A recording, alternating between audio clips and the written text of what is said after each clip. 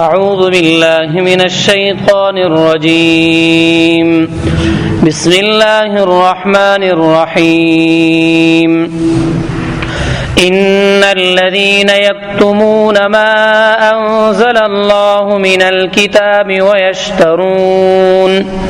ويشترون به ثمنا قليلا أولئك ما يأكلون في بطونهم إلا النار ولا يكلمهم الله يوم القيامة ولا يزكيهم ولهم عذاب أليم أولئك الذين اشتروا الضلالة بالهدى والعذاب بالمغفرة فما أصبرهم على النار ذلك بأن الله نزل الكتاب بالحق وإن الذين اختلفوا في الكتاب لفي شقاق بعيد صدق الله العظيم. سورة البقرہ پنځم رکوع 174 نمبر آیات. دینه مخکې آیاتونو کې الله جل شانه هغه آرام شیزونه الله جل شانه ذکر کو چې کم انسان ته پسترګو باندې ښکاری محسوسات سره تعلق ته په نظر باندې راځي. او ځلته هم الله جل شانه حرام شیزونه ذکر کوي خود دې تعلق محسوسات سره نه دی پسترګو باندې نخکاری نو دې ته محرمات مانوي وي چې پدې کې پټ حرام والے د حرمت د حکم دا ورکی دن پروت ته. نو الله جل شانه مخکې هغه حرام سيزونه ذکر کم چې محسوسات سره تعلق ساتي په نظر باندې راځي. او ځلته هغه خبره هغه سيزونه الله ذکر کوي چې کم په نظر باندې ناراضي او دا د مخکینون هم په حرمت کې سړي زیات دي د دې حرام والے د مخکینون هم سخت دي. الله جل شانه حلال او حرام دا مخکینی آسمانی کتابونو کې تورات زبور انجیل کې خواضح الله جل شانه دا بیان کړو. خو لیکن دیو بیانو دغه الله جل شانه د حرام او د حلال دغه احکامات یې خپټ کو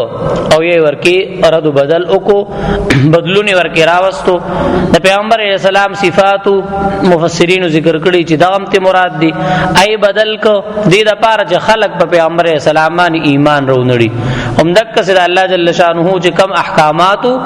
فرض کو سزا به یو شان وا دای وکستو قتل محکم دا تیر شوی دي داغه مناسب هغه حکم به بدل کو. مالدار لپاره حکم یو شان غریب لپاره بیا بل شانو. نو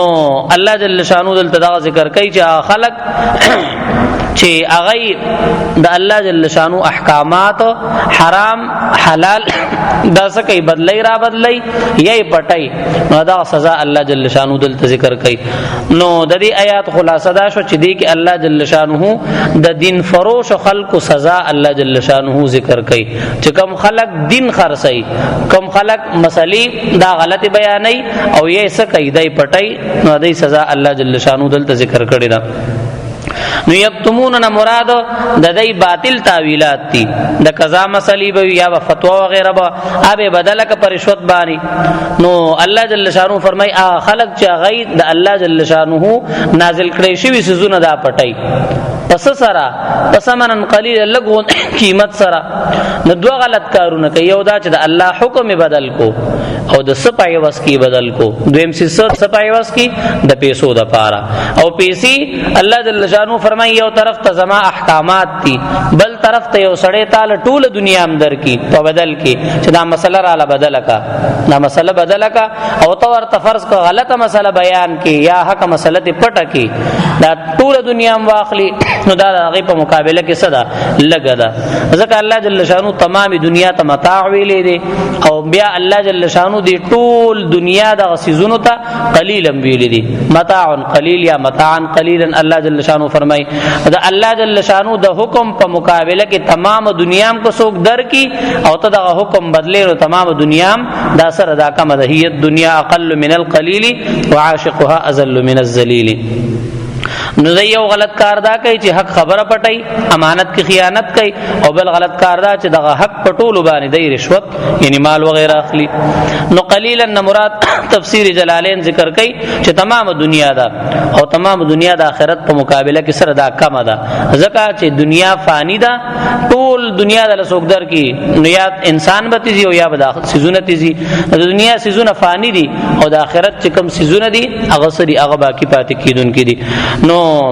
دنیا تر آخرت په مقابله کې دا قلیل ویل کېږي ځکه چې دا فانی ده. اوس دا حکم صرف دانه چې مخکینو چې کم اهلی کتاب وای بدا سے کولو ایله پاره دی نه، دی امت تم الله جل شانه دا آیاتنا او دا خبر زکه اور چې تاسو دا څه کارونه کوي، تاسو خپل دین خرڅ نه کوي، تاسو خلکو ته غلطه مسلې دا بیان نه کوي. دی امت علماء تم الله جل شانه دا تلقین ور کوي چې تاسو دا څه نه کوي، دین فروز ځان نه جوړ نه کوي، د دنیا یا د خپل نفسانی غرض پلالج کرا شي، د مال پلالج کرا شي او دا غي د وجنه حق مسله سکه دا پټه کوي یا بدله کوي، رشوت په واخلي نو دا کار بنه کوي. رشوت خاصه هم ناجایز دی، خو بیا چې دین په بدله کې زیات خراب خبره ده، بیا رشوت غسره دا حسم نه دې زکه چې یو سیز یو ذمہ داری کوم ډیپټي په انسان باندې وي د ته حواله شوی وي او د ته داغي فرض کا معاوضه ملاويږي او د داغي نه مزید هم سیس په دی باندې اخلي، دا خو حرام دی، پر رشوت کې راځي. نو الله جل شانه فرض کا د حق بیانول باندې اجرونه مقرر کړی دي، اجرونه مقرر کړی دي او ته په شرط کې دي او غلطه مسله بیان کې، دا خو دا غلطه خبره ده. نو په عام حالاتو کې د دنیا په عام سيزونو کې چې په انسان کوم ذمہ داری وي کوم ډیپټي وي او دل داغي اجر اجرت مقرر شوی وي، لکه اوسړې دې د نوکر دې او دې چې کم کار کوي دفتری وغیرہ یا کوم ذمہ داری حکومت په باندې چولې ده او دې هغه پیسې اخلي او خلکو نه دا کار کول لپاره بیا هم د پیسو مطالبه کوي، دا ناجایز ده. هغه په خپل خوخه در کوي کار سکه خدا دا کار لپاره وړاندې کولو د لپاره، نو دا ناجایز دي ځکه چې حکومت خاصم تعالی خپل تنخواه او خپل اجرت دا مقرر کړی دی. نو ته پاغه کې لیت لعلک کې وړاندې رستواله کې اسی بيسا ناسب حضرت دفتر ته جوړ شي بس اسی بخپلو غپونو کې وغیرہ دا کم په حرام والی کې ان تر دي چې کم وخت حکومت لور کو او پاغه ټیم کې ستا کار وی خلق درته ناسي، نو په دا ټیم کې به ته صرف فرض موس کې او سنت په دا ټیم کې نفلونه هم نه کې، په دا ټیم بیا چې کور تراشه کوا کنه د نفلونه کوا، په دا ټیم کې زکه چې تخپل ذمہ داری صحیح سره کې دام عبادت ته مدانه چل تستا خلق په انتظار ودل د نفلونه کې یا ورکی اضافي خپل ټیم اثر دغه کې دام په غلط دغه کې راځي. نو رشوت اسه هم حرام دی، بازی رمکه سه سمنتن خا 30000 خو جوړوم 35000 نو څنګه جوړه دا سوور وغیرہ چې جوړې څنګه جوړې خدا غلط طریقې ورکې راځي. نو اگر چې یو سړی تعالی ویل کې دا خو خپل را کړی مې ته غوستې نه دي نو بس ولی در کړی دي نه مخ کې نه در کول، نه مخ کې نه روټین او هغه تعالی سيزونه وغیرہ در کول پر کار پایوس کې نه در کړی، نو دا هم د رشوت کې راځي. رشوت لنوم د نظرانی کې دي کده شکرانی کې دي او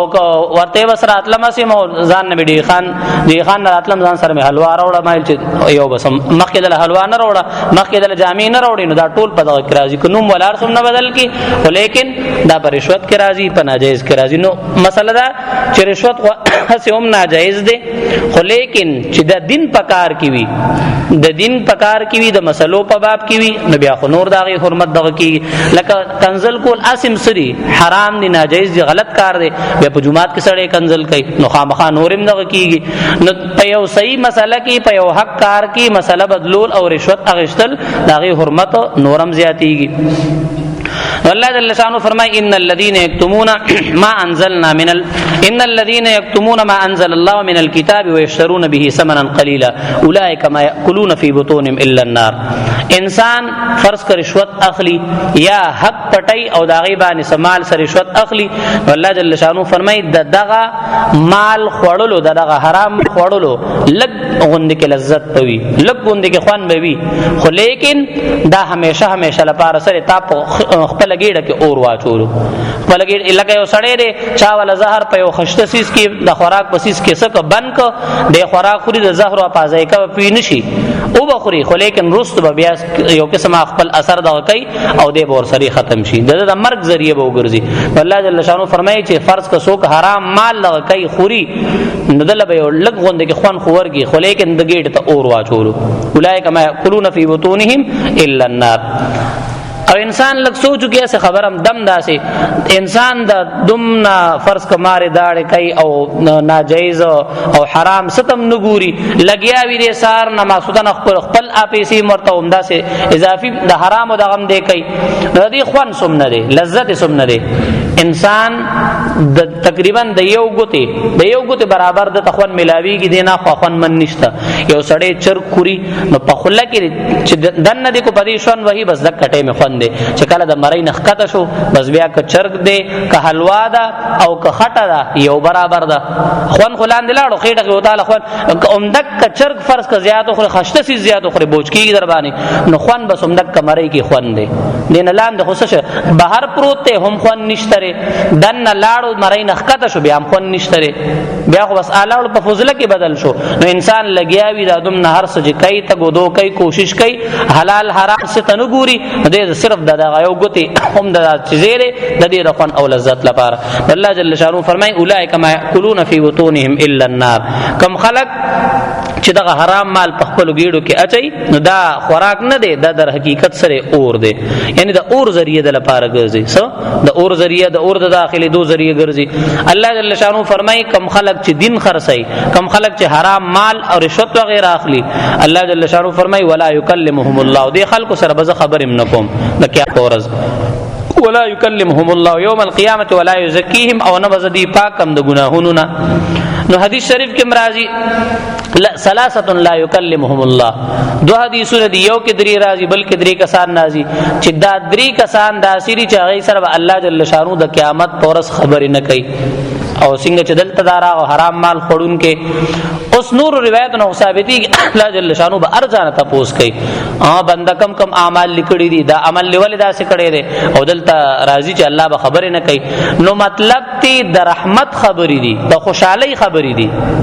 لکه سړی چاته عزت سره خبرې نه کوم سبا ور سره جنگ شي الکه تا خویلو خبرې بنه کوم جنگا خبرې خور کې نه راضي د خفغانه خبره خو مستثنا دي یعنی د خوشحالي خبرې ته مراد وي د خوشحالي خبرې ته مراد وي. الله جل شانو به دای سره خبرې نه کوي د خوشحالي خبرې به ور سره نه کوي چې کم سلام جنتیانو باندې آب نوي کم د خوشحالي خبرې بنده سره به الله جل شانو کوي اے بنده یاد دې درته فلانه ورځ باندې فلانه ګنا بنده به ويریږي الله جل شانو مرته فرمایي چې یریګه ما په دنیا کې مې رسوا کړې نه توبه دې اوخ کې دا نو دلته مې رسوا کوم دک د محبت او د خوشحالي خبره به د خلکو سره الله جل شانو نه کوي. نو حدیث شریف کې راځي چې درې کسان داسې چې الله جل شانو به قیامت پر ورځ سره نه خبرې کوي نه ورته د رحمت په نظر باندې ګوري او نه به الله جل شانو د ګناهونو نه پاکي. نو کې یو د بوډا زناکار یو سړی بوډا شو او د زناکاری وغیرہ کوي نو ګوره یو سړی اوس دانا چې کم ځوان سړی دی هغه فرض بدکاری کوي نو هغه الله خفقیږي نه خدای نه سخت خفقیږي ولی چې ځوان د کار کوي نو هغه یو قسم شهوت شته نو هغه هم الله سکیږي ناراض کیږي خو لیکن یو سړی بوډا شو بیا هم د کار کوي دی نو د په بدن کې قوت او طاقت نشته دی بیا هم دا کار کوي نو صرف د الله نافرمانی کوي صرف د الله د حکم ماتور لپاره دی دا کار کوي. نو یو دا بوډا زناکار شو ورکی بل دویم کس دروغجن باچا چې سره د باچاهتا دې سکه دروغ وای دې دروغ وای زکه دروغ انسان چرته راګیر شنو فرض ک دروغ وای نو باچا سره خو ارس طاقت او قوت شته دی ولې دروغ وای نو دې کې مشران امراغ دې کې افسران امراغ چې ما تحت کسانو ته دې دروغ وای نو دروغجن باچا دروغجن مشر د سره الله جل شانو سره نه خبرې کوي نه د رحمت په نظر ور سره ګوري. دریم هغه کس چې غریب وي او دې متکبر وي تکبر کوي نو ځانه چې مالدار سره تکبر کوي نو خیر دی نه تکبر اسم د الله ناخوخ دی زکه دا الله جل شانو صفت ته بنده سره دانه خای او سړی مالدار دی تکبر کوي نو سره خو سوجه شته نه چې دا تکبر جایز دی خو دا تکبر هم بد دی خو دا نه زیات بدتر د هغه سړی تکبر دی چې غریب دی سور سره نشته او دی بیا تکبر کوي خلک یې لکه ته په سبانه تکبر کوي نو سوجه نی او بیا هم تکبر کوي نو مطلب دا د پزړه کې تکبر دا ګناه دا خباثت سره بس پروت دی د سوجه وجه نشته بیا تکبر کوي. دا درې کسانو سره الله جل شانو به خبرې نه کوي د قیامت پر ورځ د خوشالۍ. بل مسند احمد کی روایت ته پیغمبر اسلام فرمای چې درې کسان داسې دي هغه سره الله جل شانو خبرې نه کوي. بل روایت هم نه نشپک کسان نازي پیغمبر اسلام فرمایل چې نه ورته الله ګوري د رحمت په نظر نه خبرې کوي ور سره او نه به الله جل شانو د ګناهونو نه پاکي دای لپاره بدرناک عذابي. ابو ذر رضی الله عنه موجود هغه تاسو کو اذا الله رسول دا کم کسان دي دا ډیر تاوانیان دي چې الله ور سره خبرې نه کوي الله ورته رحمت په نظر نه ګوري. اکم خلق دي پیغمبر اسلام فرمایل هغه کس چې تکبر د وجینا تکبر د وجینا خپل پنسي داسو دا نو اوچتای او دا گیټای ورکی پټی وي تکبر د وجینا تکبر د وجینا نو ما حدیث سره مطابقت هم راځي آی کوم متکبر دی دلته دا تکبر دی نو دا پدی پنسو کتکولو کی پدی کې صفاخر نشتره پدی کې صدا سے سوجه نشتره او د تکبر د وجینا خپل پنسي د حقیقت ساتي. نو کله انسان قرآن ووري حدیث ووري بس کما غلطی انسان کی اذان نو باسی اذان انسان او باسی غټ صفت دا سودی والا دا غدای ته قرآن یا د حدیث لفظ ورته وي بس سرخ کده خپل خبره پریک دی خپل خبره پریک دی نو چې چاته فرض کړو سړی دا خبره ووري پدې نه دا کیږي چله کې بس دماغ خپل ځان نه استقبال ځان نه مسلمان دبل مسلمان په دغه حق ته یو ګناه کې صحیح کی مبتلا صحیح کی خبره ووري سړی ګناه ځان نه او باسی نو شرط ورکه تکبر د وجنه انسان د بی خیالي د وجنه کله خطه شنه پدې کې ناراضي وجه ورکه تکبر دا. پیغمبر اسلام فرمایي وي آغا د بدن د گیټو آغا ایسا چې دا د پنسو لاندې پټوي او نخکاری دا جهنم زیاته لای کړه په جهنم کې الله جل شانو سکه دا دغه کوي. نو عمدا سي عقلنم دا به خبره د پنسي زرد کیږي پنسه کې کله کله خپل غشي نو دا ګناه به لذت ته لذت ورګی نشته لذت داور کې نشته. بهتره دار سړی فرض کا شلوار دا کوي نو درځي ته مخ کې نه وای نو دمنه اوګد نه دا کوي چې بیا الله نه دا کوي بس پوره په دغه باندې پس ما کدي پیتنیک دي بس هم دک ګډې سره دا کوي نو په خپل وسم وي نو زکه معمولی غونډه کې خبره ښکاری خو لیکن عذاب پی او ګناه الله جل شانه په دغه ګناه باندې سخت ناراض کیږي تکبر باندې. بل هغه کس چې په دروغ باندې قسمونه خوري او خپل سودا خرڅي یعنی سوداګر دروغجن. پیغمبر اسلام فرمای ډیر یو زبردست حدیث پیغمبر اسلام فرمای التاجر الصدوق الامین مع النبیین والصدیقین والشهداء کم تاجر کم سوداګر چې رښتونه وي الله به د حشر پیغمبرانو سره کوي د حشر به شهیدانو سره کوي صدیقین سره به کوي او سړی وي چې لکه په دې سوداګر کې دوم صدقه وروته چې د پیغمبرانو سره د حشر کیږي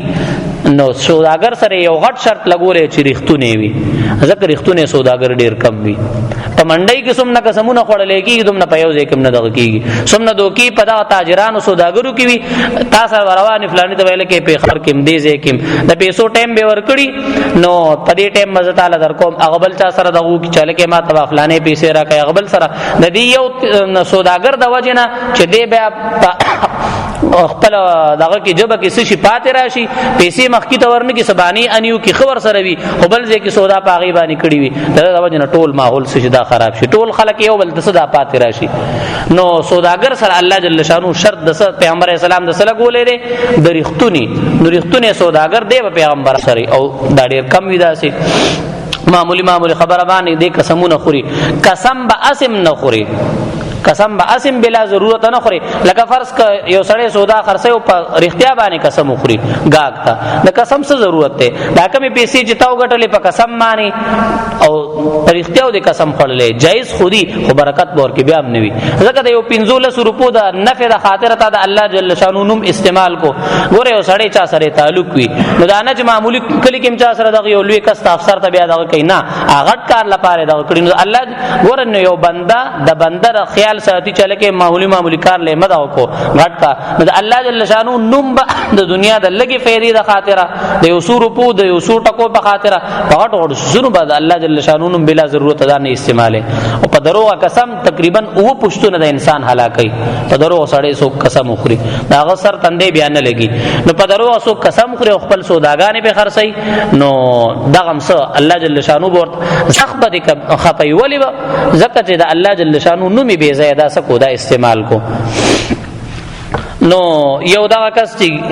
ګټای سوي دا پټي وي په پنسو کې، دویم په درو قسمونه خوري خپل سودا خرڅي، او بل دا درېما کس چې چاله سور کی او ته غستنی احسان ور سره وکي، سپېسې ولا ورکی سسيزي ولا ورکو او به رس به احسانونه کوي، د خلکو په مخ کې لګیا وي. راکم کس چې دول سسيز ور کړی احسان ور سره کړی هغه وایي چې سو کوم اوس ما خو نه غوستم نه د خسرات یادې. عموما زموږ دغه کې داسي وي چې فرض کو پلار مرشي مور مړ شي څوک رشتہ دار یو کس په کفن واچي، هغه ټیم کې ځان دا کوي کفن په واچي، نو ډیر لوی د ثواب کار دی. الله جل شانو د جنت لباس په تواچي څوک چې بچا باندې قسم دا کفن دا کی بیا رست چې حساب کتاب شي نو بیا لکه پلار خو ما دا کړو، پلار خو ما سنبال کړو. نو ګوره نو هغه ثوابونه موابونه دی لاړه، ډیره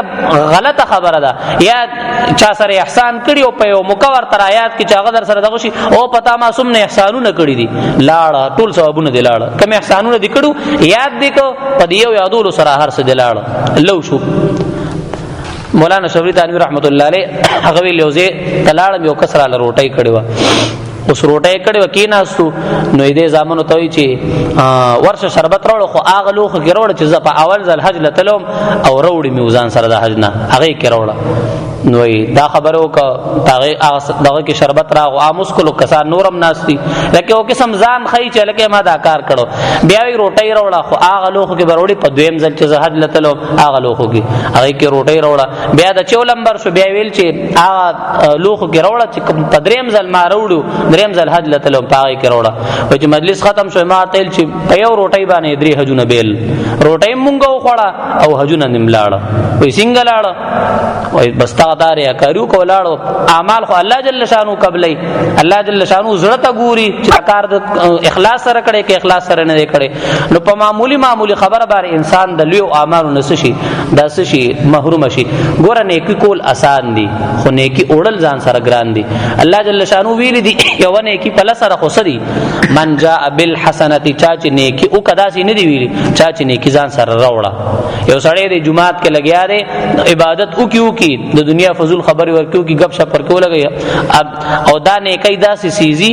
په جمعات کې بلا ضرورت خبرې کول، بلا ضرورت د دین وغیرہ د دین علاوه نور خبرې کول، د مسلې نه علاوه نور خبرې کول، نه کای داسې سیزي لکه چې اوج خشاک وی تلې ورته کې لاړ براغله ثواب لپاره انسان او لاړ شوم داسې خالی لاړ شي. یا فرض کا عموما مونږ چا سره سخیګړه کو جنازې لزو بل ستا نو په مخ مروت باندې زو نو ثواب مواب خو نه اصل 300 روپۍ باندې ټیکسیو کا اکبر پور ته نو خار تلاړي جنازې را خو مخ مروت پیو کو د الله رضا ورکې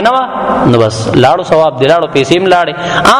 ټیکتا د انسان په انسان باندې سوي حق وي یو مرګره یو کس او رشتہ دار دغه شو لاړ شي خامخا بزي خو نیت ورکې نامو کده الله جل شانو د رضا لپاره زم دا یو مسلمان ورو دې زما یو مسلمان دی در په ما باندې دا حق ته لګ نیت ورکې برابر کا نو اجر ثواب پېشته دی. نو دا درې کسان داسې دي چې دیت الله جل شانه نه بګوري د رحمت په نظر سره نه ور سره خبرې کوي. درې یو حدیث کې شو درې بل حدیث کې شو ولا یزکیهم او نه باندې تزکیه کوي د سن تزکیه کول سن به نه پاک د ګنا نه به الله جل شانه نه پاکي او یات مراد ده لا يقبل شفاعتهم د دې په حق کې چې څوک سفارش کوي الله جل شانه به نه قبلای او شفاعت کول شفارس کول روایتو کې راغلي دي. یو مسلمان دی ګناګار مسلمان دی دوزخ ته لاړو دوزخ ته دی لاړو او ددو څوک مسلمان بل مسلمان شفارس او کې دی الله جل شانو رو باسي ټول نلوي شفاعت کبرا حق پیغمبر اسلام ته حاصل له هغه د ګناګار امت شفاعت کوي. بیا عمدک سے حافظ بارک راضي چې د هغه لسو کسانو د خاندان چې باغ باندې د جهنم اور د بد اعمال د وجنه لازم شوی وي دغه حافظ قرآن چې شفارس وکي په شرط د دې چې دغه حافظ قرآن د قرآن یاد کړي وي عمل به کړي وي دغه حلال حلال او حرام حرام ګڼلي وي د دې مطابق ژوند تیر کړي وي نو د لسو کسانو به دغه کوي. د حاجیان مبارک راضي کم سړی چې حج وکي په شرط د دې چې په حلال مال باندې حج کړي او صحیح طریقې سره دغه حج قبول شي نو دی به سلويختو کسانو یو روایت کې راضي د 300 کسانو یو حاجی دی بسکه دی شفاعت کوي. نو سمن علی سعادت ته پیغمبر اسلام فرمای یا الله د حاجیانو مغفرت وکي او د خلکو مغفرت وکي چې کوم خلکو لپاره د حاجیان د مغفرت سوال کوي. مغفرت یو سړی حج لذین مستحب دی سړی ولا لاړ شي ماته دعا کوه دغه صدقه نشته پیغمبر اسلام نه دا ثابت دي ځکه چې هغه سعادت کې سړی راشي چې ته ځان دې ورته یاد کړی او تعالی پر مغفرت سوالو کو الله جل شانو چې دا حج قبول شي دعاګانې قبول شي بس لاړو ستامر سره بیړه پار شو نو دا د حاجی بارک امراضی د عالمانو بارک امراضی خپل متعلقین خپل شاګردان خپل مقتدیان خپل دوستان د دې بده شفارس کوي نو دا بارک دا راضی یا یو سړی دی نیکمل سړی دی د جنازه کې کم خلق شریک شو دا کس الله وبخلو نو دته دی کې داس خلق بموي شاغد الله جل شانو پنځ باندې اوچت خلق وي نو دغه چې کم خلقو د جنازه کې دا کس براغی لپاره کوئی شفاعت کوي چې الله دې کوم کسانو زما جنازه کې شرکت کړي دي نو د دې مغفرت دا روایت نو دا خبره دا ثابت دي نو ګوره چې کم ګناګار خلق دي دا غي تزکیه په دې طریقې باندې وشو ای پاک شو او یا مطلب دا دی چې یو ګناګار مسلمان جهنم تلاړو جهنم ته بدیم زیو کافر بم زی خدواړو کې فرق دی کافر به در رسوای لپاره زی هغه همیشه وي او مسلمان ګناګار مسلمان دی بر صفای لپاره زی چې دې د کوم بد اعمالو د وجنه د ګناه هغه کم خیره کم ګن په د باندې پاتې شوی دی چې دې جهنم اور کې اوسځي اخیره وغیرہ به سشابت لاړ شي خو لیکن کافر چې دی کم چې دا حق خبره د الله خبره د پیغمبر اسلام صفات صحیح مسلې دا کړی د کفر حتی په رسیدلې دی به الله جل شانو نه پاکي د ګنا نه ولا یزکیهم ولهم عذاب الیم او د لپاره درناک عذاب دی ان الذين يكنن ها خلق يكتمون چپټوي ما هغس انزل الله چې نازل کړي دی الله تعالی من الكتاب د کتاب نا ويشترون او اخلدوي به په بدل د هغه کې ثمنن قليلا لک قیمت اولئک دا خلق ما ياكلون ناچوي یعنی نخریدوي فی بطونهم پخپل گیډو کې الا النار مگر اور ولا يكلمهم الله او نبکوي خبر یغوي سره الله تعالی یوم القیامت پورز د قیامت ولا یزکیهم او نبدوی پاک الله تعالی د ګنانا ولهم او دوی د پار عذاب دی علیم درناک اولئک الذین هم دا خلق دی اشتروا الضلالتا کوم چې واغست گمراهی بالهدى په بدله د هدایت کې والعذاب او عذاب بالمغفرة په بدله د بخنه کې فما اصبرهم نو زیل پاره دوم درناک عذاب دی الله به خبر ور سره نه کوي نه به پاکي او بیا یو سړی دا خبر ووري بیا دا ګناهونه کوي نو الله جل شانو تعجب انداز کې فرمای فما اصبرهم على النار د دې سړی سم نلوي صبر دی چې باوجود د دې عذابونو نه د دې سزاګانو نه دی بیا د عمل کوي او ځان جهنم ته بوزي جهنم د اور مستحق ځان ګرځي سم نلوي صبر دی وي د دې فما اصبرهم پس سم نلوي صبر دے داغوی علی النار پا اور باندې ذالک بان الله دا دی دا پارا یعنی دا سزاګان الله جل شانو ول مقرر کی دی دا پارا چې الله جل شانو دا کتاب نازل کړي دي او په حق سره نازل کړي دي او حق لپاره نازل کړي چې خلکو ته حق خبر واضح شي او دی دا الله جل شانو حق خبر پټي نو ځکه الله جل شانو فرمای دی لپاره دا سه عذاب دی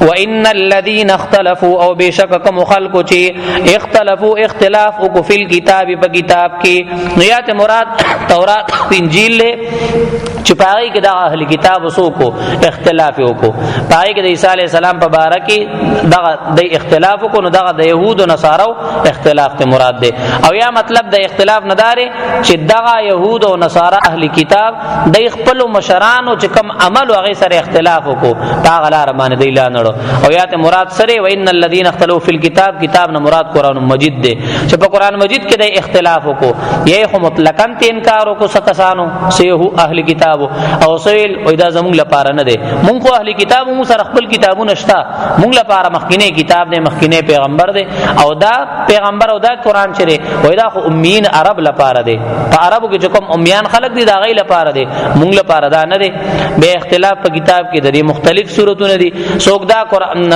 چې دا قران بعضی حصہ مني او بعضی نه مني دا غي نه انکار کوي او یا دا چې پیغمبر د رسالت نه انکار کوي او یا د پیغمبر د آخرت نه انکار کوي نو دا ټول اختلاف کی د صورتونو راغ اوس د اختلاف ولي کوي ښکارا الله جل شانو احکامات ورته ښکارا شو حق ورته ښکارا شو بیا اختلاف کوي الله جل شانو فرمای د ضد د وجنه د عینات د وجنه دی دا څه کوي ذالک بان الله دا دې د پاره چې الله تعالی نزل الكتاب نازل کو کتاب بالحق په حق سره وان الذين اختلفوا او بشک کوم خلق چې اختلاف کو فی الكتاب په کتاب کې لفی شقاق بعید خامخا پری وتل دوی په ډیر لري عزت کې خبرونی سبق سره یو سوالونه یو دا چې دا بعضی نیم خلق کبان نیسی نو هغه بمونه وغیرہ هغه باندې دا کوي بارود وغیرہ سره د ښکار کله څنګه دي نو جایز دي اگر چې دا طریقہ بهتر نه ده خو لیکن دې سره چې کم کبان دی اونې یو ښکار کی نو خوراک سره دا جایز دی بل دا چې فرض کو زنانا یو ساروی حلال کی یا چرګ وغیرہ دا خورل څنګه جایز دي په وخت ضرورت زنانه ولا دا بشر دری چې طریقه ولا ورزي د حلالولو طریقه ولا ورزي او بسم الله وغیرہ پیویلی بس جایز ده قباحت نشته او ز کول ولا پکارم دي ځکه کور کې بعضی رم ټیم ساروی پاغي سے چل اوشي او مرداری کې نو بهتر دار چې دی چل ورزي حلالي کی زمله چل ولا زکول یا چرګ وغیرہ وی مرداری کې غي نوبت شي دې کې څه قباحت نشته بل دا چې بعضی نیم خلق کبان نیسی اوس خدا صورتونه کم شو خو دا کونډه کې د غټ کبان نیول لپاره په کونډه کې یا وړو کې کبان واچي او یا ور کې چنجي اچي دا څنګه دي نو ژوندې وړو کې کب یا ژوندې چنجي اچول دا اغل عمده سي د غور کولی یو قسم تکلیف ور کولی نو دام د الله په مخلوق کې راځي نو ژوندې بنا چې په کونډه وغیرہ کې ژوندې بنا چې مړ شو مړ کېدو نه پس بیا دا اچولې شي دغه کې سبق نشته بل دا یو سړی فرض کا یو سخکاریو کو پرنده وغیرہ اوشته مرغی اوشته هغه نصر بالکل کټ شو وال وته ته نور ژوندې ده د په زر زر په باندې چاړه را کاږي په بل په دې سره نه حلالي ځکه محل د حلالول ختم شو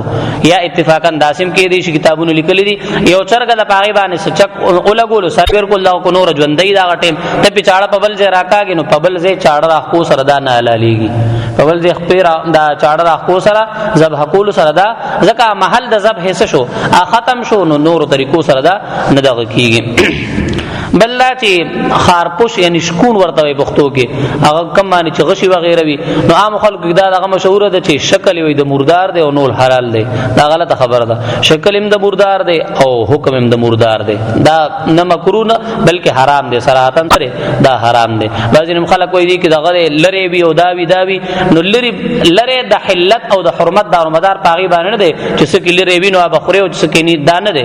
بلکې شریعت بس دغه ګرځولې دی دغه شکل هم د مردار دی او حکم هم سره د مردار دی نو دا جایز نه دی بل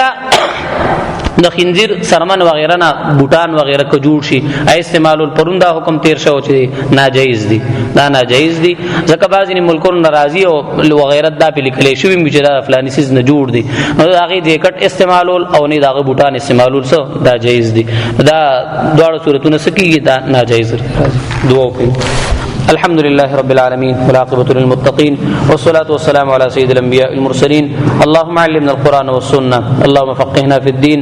ربنا ظلمنا أنفسنا وإن لم تغفر لنا وترحمنا لنكونن من الخاسرين وصلى الله تعالى على خير خلقه محمد وآله وأصحابه أجمعين برحمتك يا أرحم الراحمين.